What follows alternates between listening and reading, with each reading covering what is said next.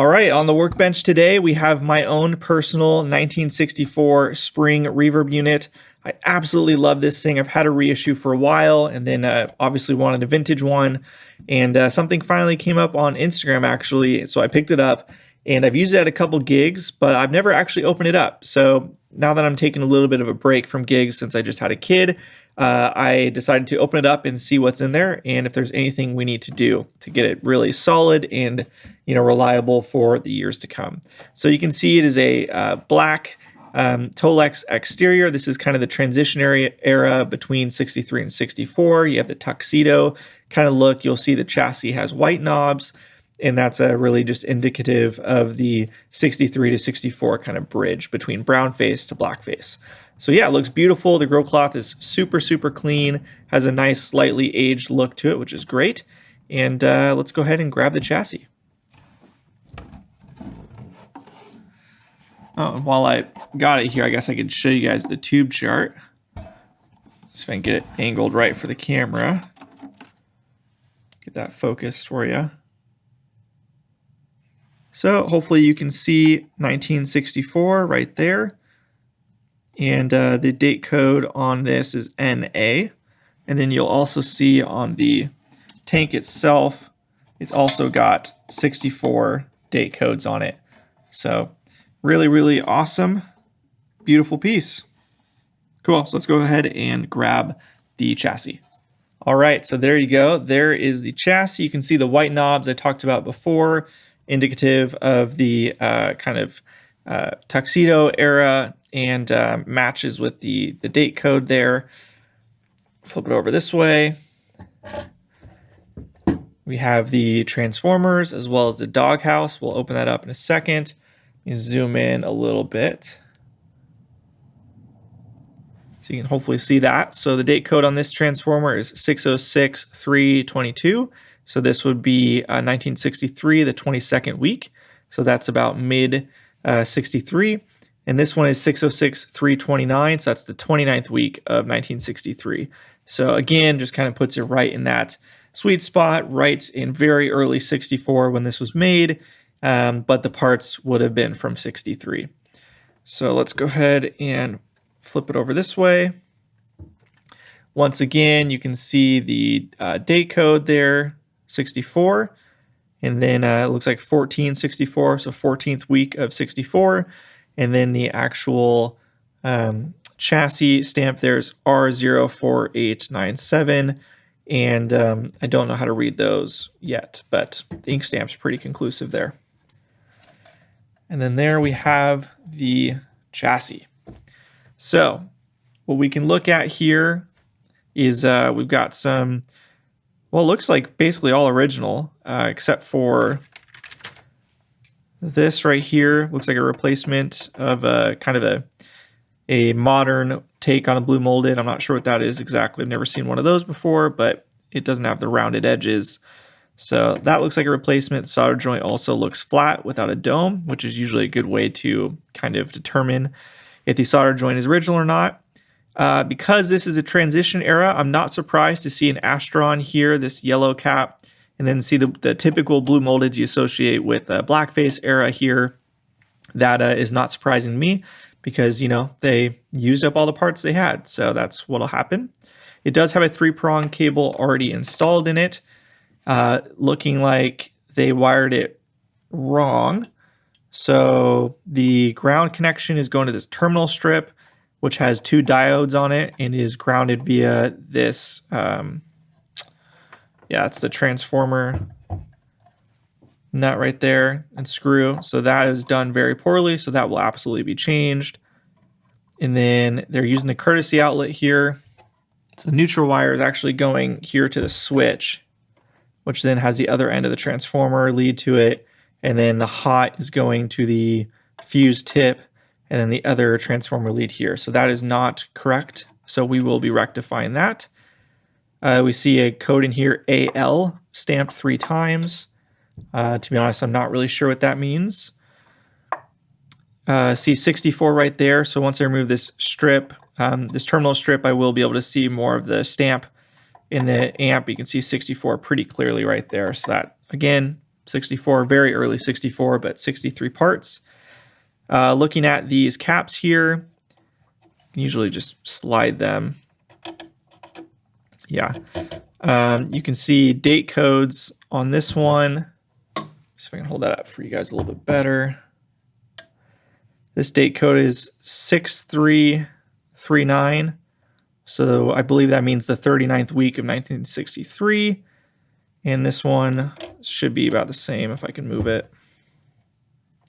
I have already discharged the amp, by the way, so no need to fear there. 6339, so those are the same. These would be the original caps to the amp, these old Astrons. And then this cap right here, I've never seen one of these before, Pyramid. I have no clue if this is original or not. I'm going to guess it's not, because you would think it would all be Astron. So I'm guessing this was an old replacement. And 250 microfarad, 6 volt. That's interesting. I've never seen a cap of that value before. And I don't know how to read that date code. So, well, it also has 129 here. Yeah, I'm not sure. I have no idea about this cap. I'll have to research that. But either way, everything else looks really good. The resistors look all original. These caps here look original. See if I can read any pot codes here. Looks like 48th week of 1963 on this pot right here. This looks the same. So yep, all of those are original. And then the transformer here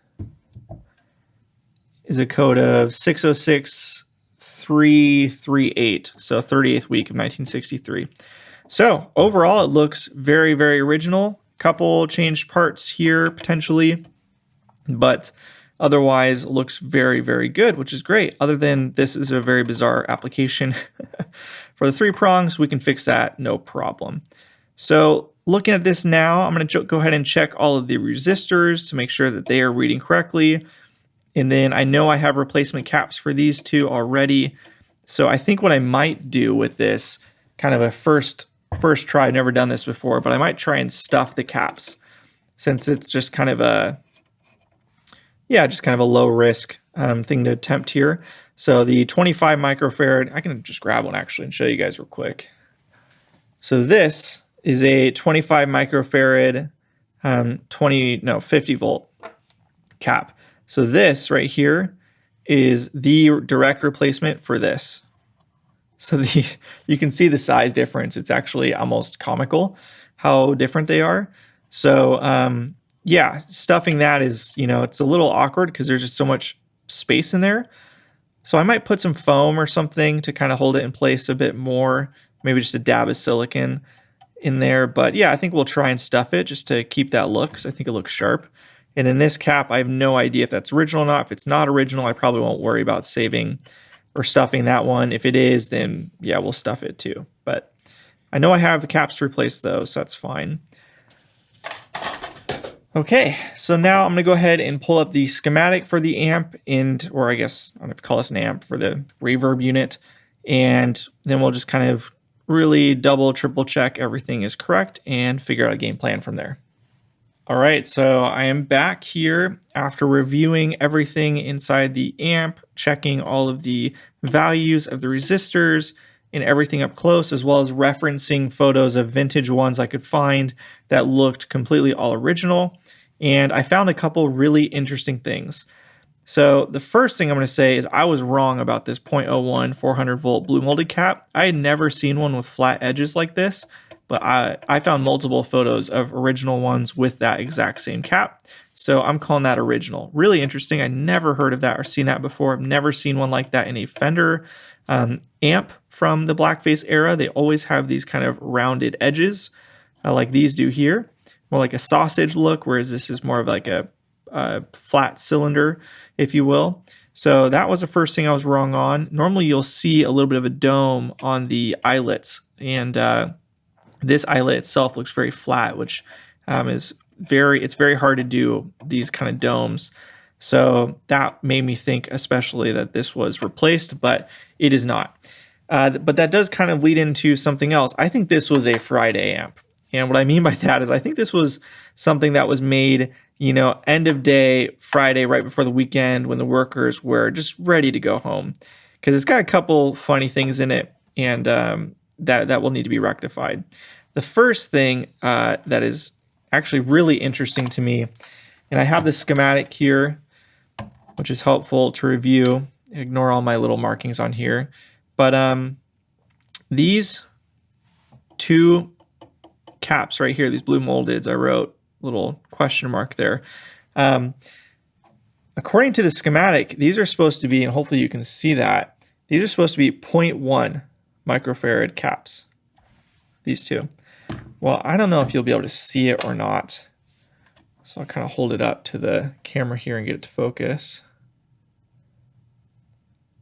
So hopefully you can see that, but these are actually 1 microfarad caps.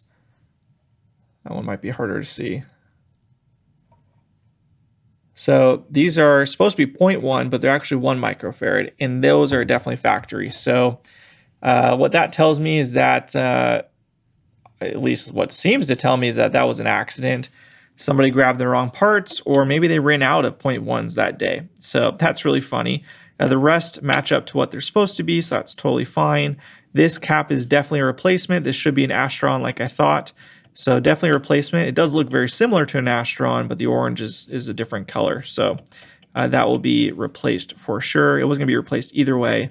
None of the actual caps show any bulging that I can see, at least from this angle. So, and the reverb unit worked perfectly fine. So, you know, I didn't really have, I'm not taking this apart because I found, you know, that it was having issues or anything, but we will replace these regardless. But very interesting. I am going to keep the factory mistake here, these 1 microfarad caps there. I think there's no reason to change it. That's what it came with from the factory. It's kind of fun, and I'm not sure how that would affect the sound, but it sounded great before, so I'm not really stressed about that. So the other reason I say this was probably a Friday amp, and let me go ahead and switch this to autofocus, so hopefully it'll be able to track these ground connections to the chassis. So I hope you can see that. That one right there in the center of your screen looks terrible. It looks like it's, I mean, just barely hanging on there. So it does not look like it was a good ground connection at all. And that does look factory to me. So that's interesting. And then if you can kind of look past the terminal strip and hopefully see the other chassis ground for the transformer right there in the center of your screen, right behind the terminal strip, that too looks like a terrible chassis ground. Barely looks like it is really, you know, connected to the chassis. So definitely did not get hot enough. So kind of funny, but both things are easily rectified with the big chassis iron. So we will take care of that for sure. We will replace this cap, this cap, this cap. I'll have to order a replacement for that, but that's not a big deal. And then all of the resistors checked out correctly. The only ones that did not, or at least showed like they had potentially being off, were the 2.2 megs that are, let's see where this is. So there, you won't be able to see it, but there's one right here going from this eyelet to this eyelet, and then one right here as well. And those both measured 1.1, which leads me to believe that they are, based off of how they're in the circuit, that's changing the value of them. I anticipate them to both measure fine once I check with lifting a lead. So all in all, everything looks really good. And then, as mentioned, this will be changed for sure. So we'll go ahead and fire up the soldering iron and get to work. So the first thing I'm going to go ahead and do is try and remove this earth connection off of this terminal strip. And then hopefully we can just get the whole terminal strip off pretty easily. All right. Got that out. Now we can go ahead, try and remove this terminal strip. I have no idea why somebody would put diodes between the ground connection off the 3-prong to the actual chassis ground. Very bizarre. 2 massive diodes for some reason connected between the ground wire and the chassis. No idea why they did that. So we're going to go ahead and Put that off to the side, and now hopefully we can remove this fairly easily. Okay, so we loosened the bolt on the other side, so we should be able to just undo this with our fingers, which you won't be able to see, but it's not a whole lot to see here. And why they did that, I have no idea. It's really annoying. Just damages the chassis for no reason. There's zero purpose that I'm aware of why you would ever do that. But we'll go ahead and put this back on. Then tighten the bolt on the other side. Now we can see the code here, TC264. So again, 1964. And then you can also see the terrible ground connection, the chassis ground on this. Just terrible. Looks really, really bad. Both of them you can see right there. Neither looks like a very good connection to the chassis. So we will be redoing both of those with the big iron. Okay, now let's go ahead and disconnect all of this so we can redo the 3-prong. So we can actually leave this one, which is the hot, going to the fuse tip. That's fine, but the others need to be redone. Okay, so now that we have these all undone and we took the fuse out so we can touch this up, the next thing we're going to connect is this lead right here, which is going from the courtesy outlet, and it is the neutral. We're going to go ahead and connect this to one of the leads of the power transformer here. So one will be connecting here to the switch, and the other one will be connected here to this. So we're going to go ahead and get some shrink wrap, and we will do a little J-hook for these two and connect them. So we'll have a solid connection for the neutral, as you should. All right, so now we've got a super solid, strong mechanical connection between both. Hopefully you can see that. We're gonna go ahead and solder those together. Beautiful.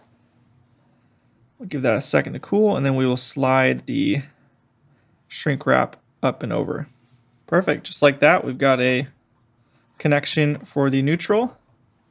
Now we can go ahead and connect the switch. We're going to clean up this eyelet. It was already there, but the eyelet was really poor, the connection, so we're just going to redo that completely. Okay, now we just need to do a bridge connection between here and here. So let me go ahead and find some cloth wire to do that.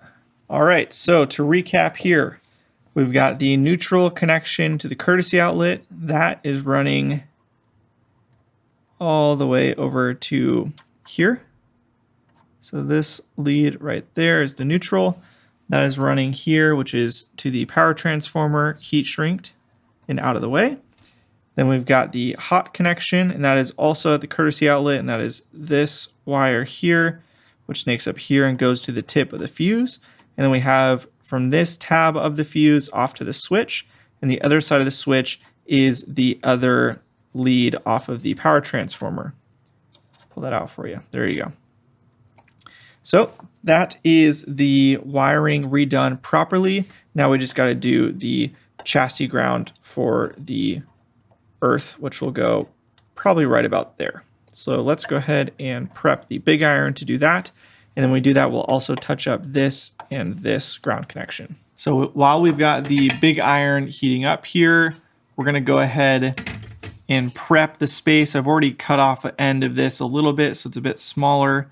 And the mock-up, we're going to put it probably right about there, which means we need to score the chassis right there to make a good ground connection.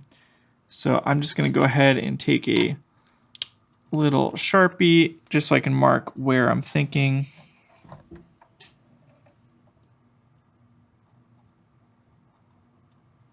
Right about there. And then let's go ahead and we've got the dental pick, and then I'll also grab my little flathead. I don't know how much you're going to be able to see, but we're just trying to score the chassis a little bit.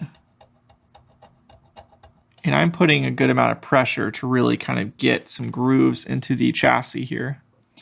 All right, that looks pretty good. Now we're going to go ahead and clean it with some isopropyl here. All right, nice and clean. So the first thing I'm going to do is just go ahead and try and get a little bit of solder on there.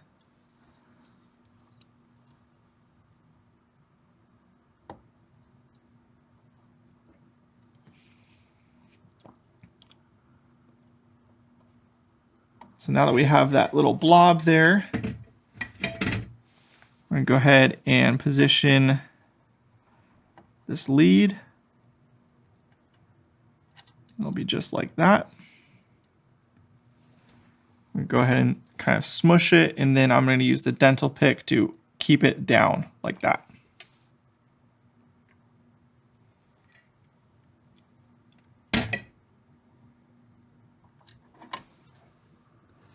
All right, so the hard part of doing it like this is the shield around the wire here just kind of melts because it's so hot to get a good ground connection. This is solid. This connection is way more solid than this is. But unfortunately, it just kind of melts the wire right there when you're trying to hold it down. So I'm not sure of a better way to do it to where you won't get that. So maybe you guys can tell me in the comments if you have an idea or a way to kind of hold it down without doing that. But it's really not a big deal. It doesn't affect anything, and I can clean it up. I'm going to go ahead and cut the wire around it so that it's more bare wire here and then just kind of have a clean cut here. So I will do that, but I'm not going to worry about it right this second. So we can just kind of tuck that up and under and out of the way. Now let's go ahead and hit this ground connection.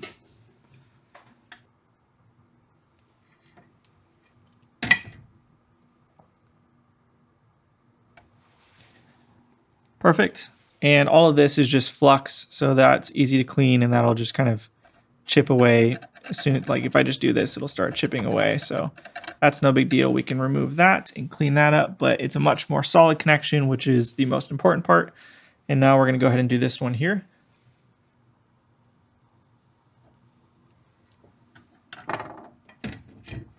Much better.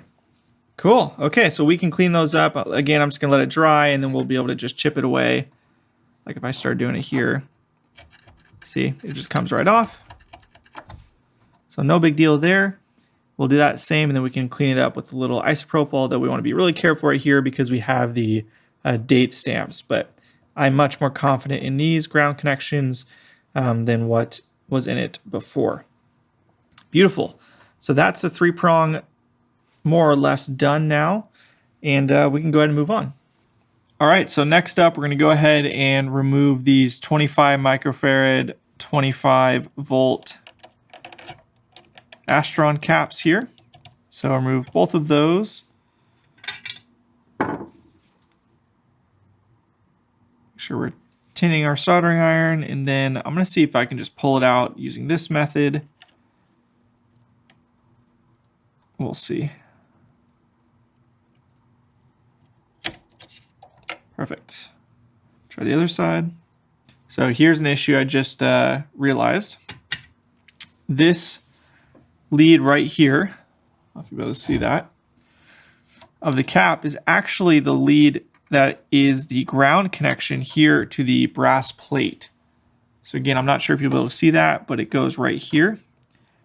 And that means that I'm actually gonna have to snip this to get it out. So I'm actually gonna clean out this entire eyelet, remove all of the solder in there, do a clean cut, bend it over, and then hopefully we'll have enough space to add in another. So there's 1, 2, 3, 4 already in this eyelet. It's pretty crowded, but I believe I can fit 5 max. So that will be a bit more difficult than I initially thought.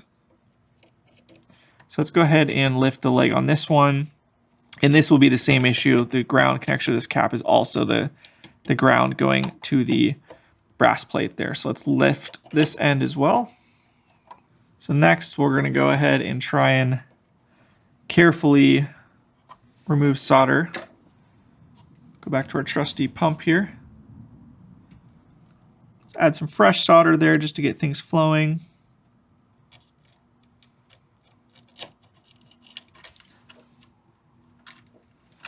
All right, looks like it did a pretty good job. So I'm going to go ahead and snip this end of the lead. Try and get it nice and tight.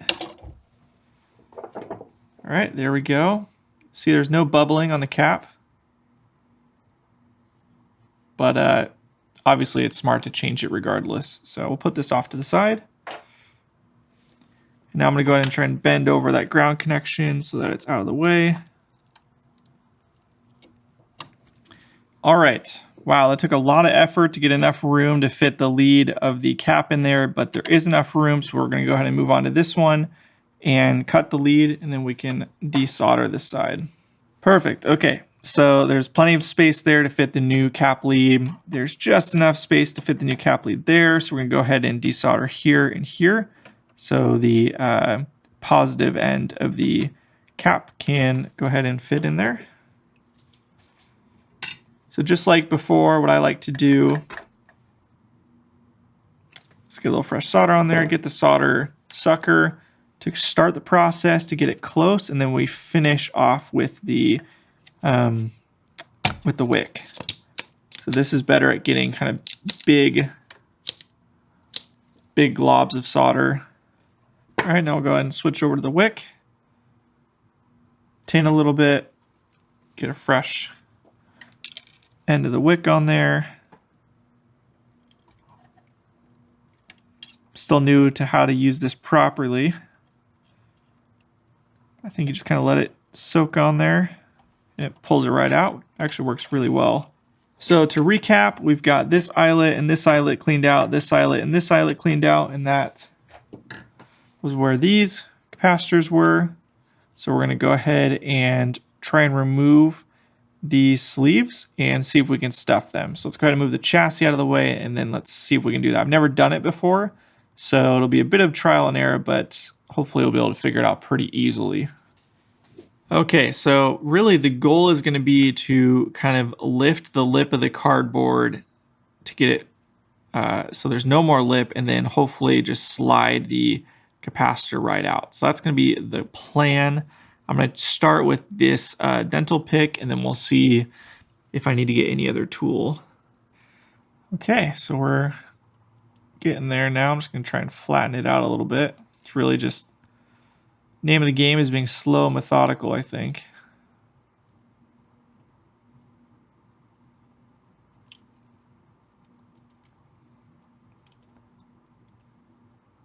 And really I just want to get the lip mostly over so I can just pull the cap out and it'll flatten it out further. So I don't need to get it perfect right now. That looks pretty good. There we go. All right, there's the old cap. There's the sleeve. So let's go ahead and do the other one now. So what we're going to want to do now is figure out how in the world we're going to put the tiny little caps in here and hold them in place. We could do just a little dab of silicone in there to hold them, maybe some foam or something. I got to think about it a little bit off camera. And then when I come back, hopefully I'll have a good idea for you guys. All right, I had a bit of a whack-pot idea for stuffing these shells here. That was to use this kind of foam packing material and cut it, place the capacitor inside of it like that, and then stuff that into the shell here. It's not perfect, but I can't honestly think of a better solution with the tools and things I have around available to me. So the first thing I wanted to do was just make sure that the foam is not conductive, because that would be very bad if it was. So if I just grab on each end, so you can see it's holding on, the probe's holding on there. And then if we go ahead and grab our multimeter, we're showing 0 ohms. And then the continuity test, it's showing no continuity. So if there was continuity, we would be getting this sound and some kind of measurement. So that tells us that the foam is safe to use. So basically what I'm thinking is doing something like this. So you got the cap in there like that, and then positive side, making sure the positive side's going into the positive side. Just kind of stuffing it like so.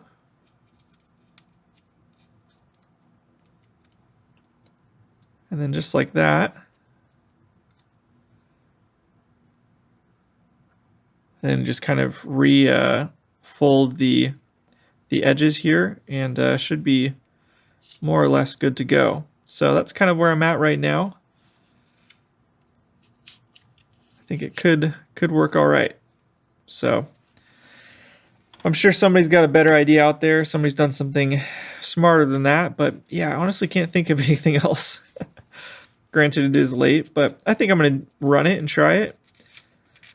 I don't think there's really any harm in doing it this way, so yeah, I think we'll give it a shot. All right, so there you go. And we can do one last check here.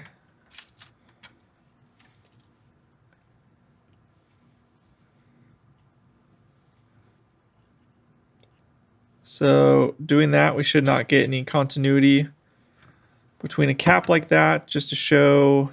So if the foam was bridging the connection between the leads, then we should hear a beep.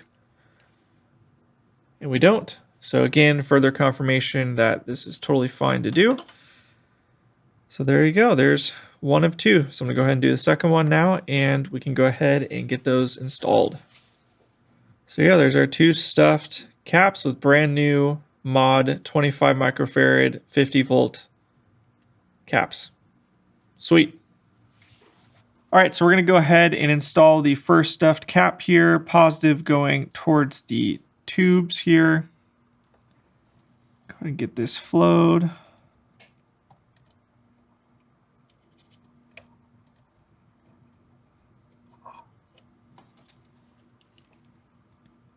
We're just getting things started here, and then we'll go back and do it more.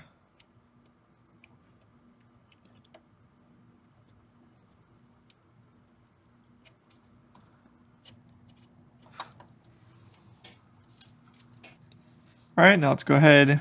We got little domes on those two, which looks good. Let's add a dome to this one.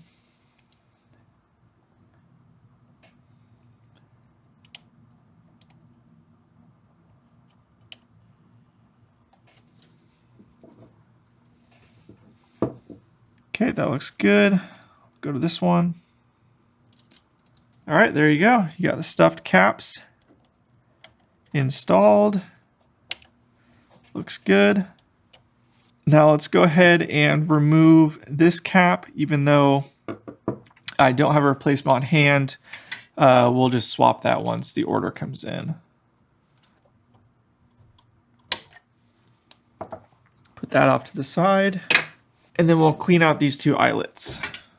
All right, just like that, we are done for tonight.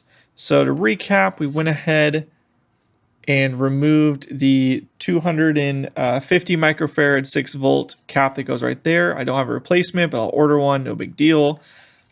And then we stuffed the 25 microfarad and 25 microfarad. Let's see if you can see that stuff just barely there. Those two were replaced. And then we redid the ground connection for the 3-prong, redid the ground connection for the transformer, and redid the ground connection there as well on the chassis. Much better. You can see they look fine now that they're all cleaned up. And then we redid the wiring here for the rest of the 3-prong for the neutral as well as the hot. And last thing I'm going to do is probably just check some of the resistors one more time, and then obviously order that part, and then we should be able to fire it up. Sweet.